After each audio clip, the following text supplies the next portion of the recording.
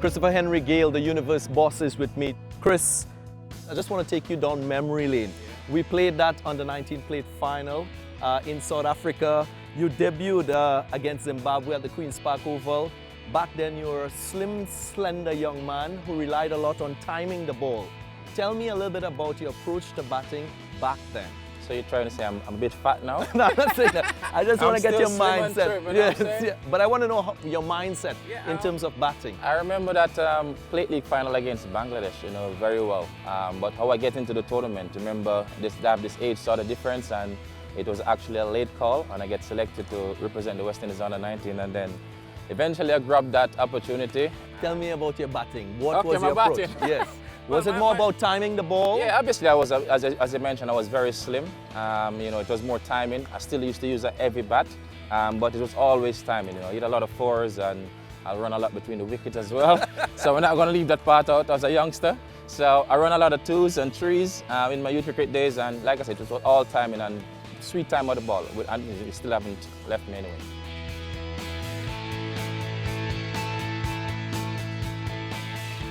But I want to talk to you about that first T20 international we played against New Zealand in 2006. You seem to grow in stature in terms of your power play. Was it a concerted effort on your part to change your style of play from timing the ball to being a power hitter and recognizing that you can take a competitive advantage with that? Yeah, to an extent. As a youth cricketer, we didn't actually go to the gym, we didn't use those sort of facilities, and the more we grow, the more we get more experience and open exposure to more things.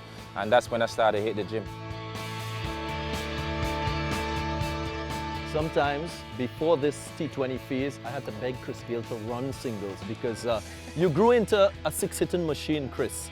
How did that approach to batting sort of dovetailed with what you've been able to achieve in terms of being one of the most powerful strikers of the ball in world cricket? I thought it come naturally to me, to be honest with you, because it's not something like I really plan to say I'm going to hit sixes, but since the game actually changed, the T20 game in the format, I remember my first T20 game. It was in the Stanford, and I thought it was going to be very easy. and I do a lot of running, like, geez, I thought it was like 20 overs you can dominate it easily, but I do a lot of running. But eventually, I learned so quickly there that you need a bit of stamina as well in this game because it's moving so quickly. And I had to make that adjustment, and eventually. Well, you scored 117 against South Africa in that World Cup in 2007 in South Africa. And then you moved from that first T20 international century to scoring 22 T20 centuries.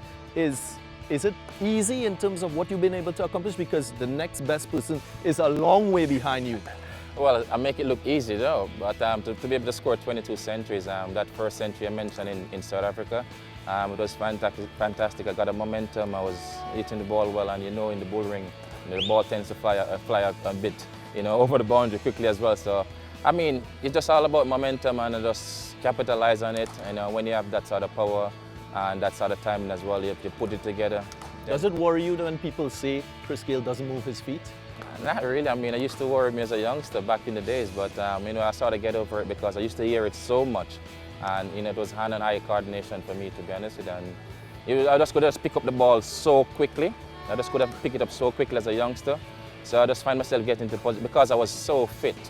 That's another thing. I was so fit. And you became very powerful, right? Now tell me, I mean, in terms of that power play, recognizing that was something that came naturally to you, did it sort of influence you in terms of making sure that you laid a good foundation to innings because you knew you can take the opposition to the attack? Yeah, absolutely. And the mindset was key for me as well.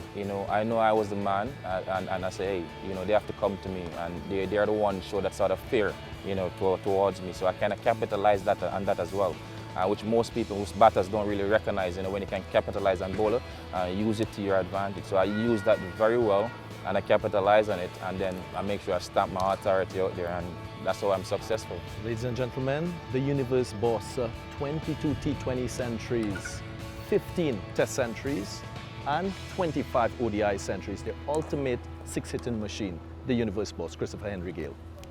He's a boss.